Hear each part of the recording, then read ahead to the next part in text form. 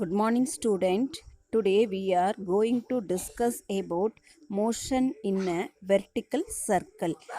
In day-to-day life, giant wheel is the best example for motion in a vertical circle.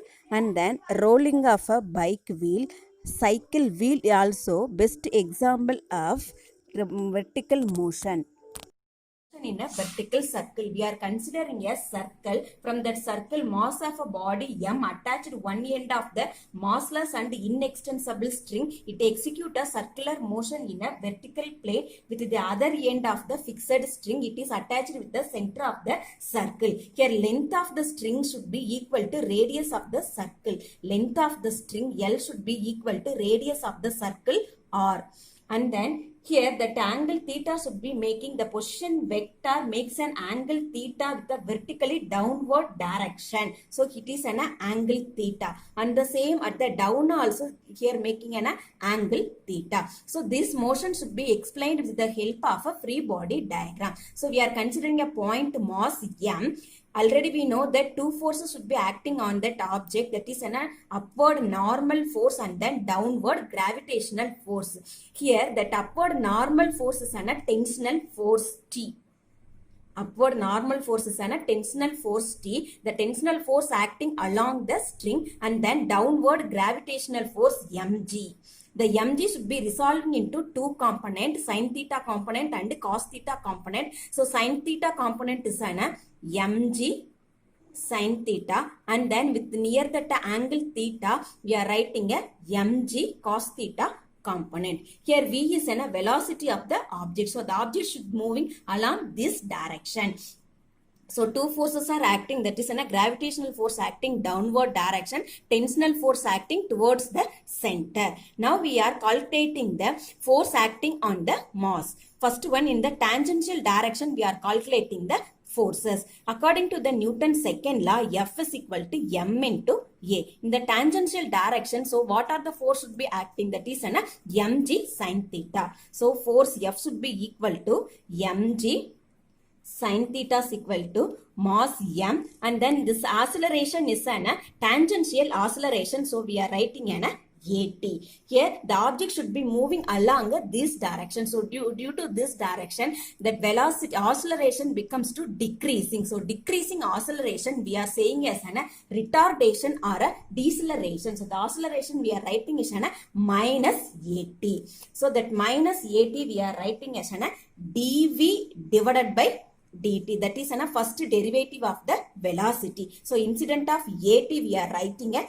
minus dv divided by dt. So mg sin theta should be equal to minus m into dv divided by dt. So we are writing this is a first equation. So the negative sign implies that the acceleration is decreasing in direction. So we are writing a minus. And then next we are finding the radial direction. So in the radial direction, two forces are acting, that is a tensional force acting towards the center, and then mg cos theta force acting at the downward direction. So we are writing a F is equal to m into a. Here F is an two forces, that is a tensional force T acting towards the center, and then downward gravitational force, that is an minus mg cos theta equal to m into a. Here a is an radial direction, so we are writing as an AR. Already we know that a centripetal acceleration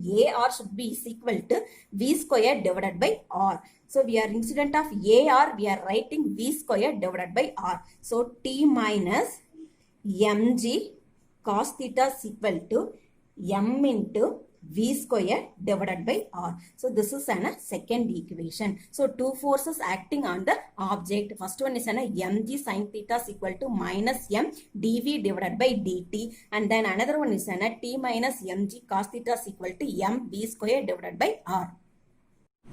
From the equation 1 and 2, we know the four important things. Now we are dividing the circle in a four equal parts, A, B, C and D. Here the total angle is 360 degrees. So each part is 5 by 2, pi, 3 pi by 2, 2 pi.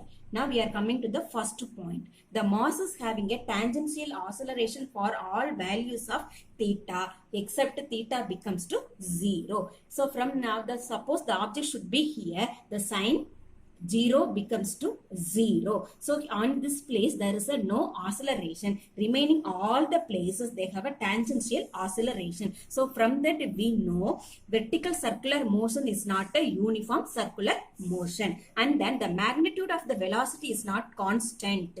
So from that equation the velocity value is minus dv divided by dt, and then v square divided by r. So it is not a constant. So velocity is not a constant. On the same time tension in the string also not a constant. And then next one is the part A and D part, cos theta becomes to positive. So the theta value lies between minus 5 by 2 less than 0 and then less than 5 by 2. Here mg sin theta is always greater than 0. Tension cannot 0. Even the velocity becomes to 0. So from this place the tensional force is not 0. Even the velocity becomes to 0. And then that upper part B and C part, here the cos theta becomes to negative value. So here that a velocity V, it is not equal to 0 even though tensional force becomes to 0. Next, we have to calculate the velocity and then tensional force at the two different points with the help of a law of conservation of energy. Here we have to consider two different points. One is an lowest point, another one is an highest point. In the lowest point, the velocity is an V1 and then the tensional force is an T1. At the highest point, the velocity is an V2 and then tensional force is an T2. Here the tensional force T1 and then T2, both forces also acting towards the center. Now we are coming to the lowest point. So in that lowest point, according to the equation number 2, T minus mg is equal to mv square divided by r. So here what are the forces acting in the lowest point? That is, first one is tensional force acting towards the center, and the same time gravitational force acting at the downward direction. So we are writing a T minus mg equal to m into, here V is a velocity, first body velocity. So we are writing is a V1 square divided by R. T1. So now we need a T1 tensional force. So T1 should be equal to M1 V square, V1 square, sorry, M V1 square divided by R plus mg. So this is a tensional force in the lowest point. Now we are coming to the highest point. In the highest point, the velocity is an V2 and then the tensional force is an T2. Now we are writing the same equation. T minus mg should be equal to mv square divided by r. Here the tensional force is an T2. So here at the highest point we can see T1, T2 force also acting towards the center and then gravitational force also acting towards the center. So we are writing T2 plus mg equal to m. Here that is in a second position, that is in a velocity becomes to V2. So V2 square divided by R. So we need a T2. So tensional force T2 should be equal to M2V squared divided by R, here minus mg. So this is a fourth equation. Now we are coming to the third equation. This is a greater one. So here T1 is greater than T2. Now we are finding the difference between T1 and T2. So T1 minus T2 should be equal to, T1 value is an mv1 square divided by R plus mg. T2 value is an minus mv2 square divided by R minus mg. Here minus into minus, we can write it as an plus. So now we rearrange the terms. mv1 square divided by R, here minus. So minus m V2 square divided by R, here plus mg, here plus mg. So plus mg plus mg. Now we are seeing the two terms, m by r is a common term. So we are writing a one time m divided by r into V1 square minus V2 squared, here plus mg, here plus mg. So we can write this as plus 2 mg. So T1 minus T2 should be equal to minus T2 equal to m divided by R into V1 squared minus V2 squared plus 2 mg.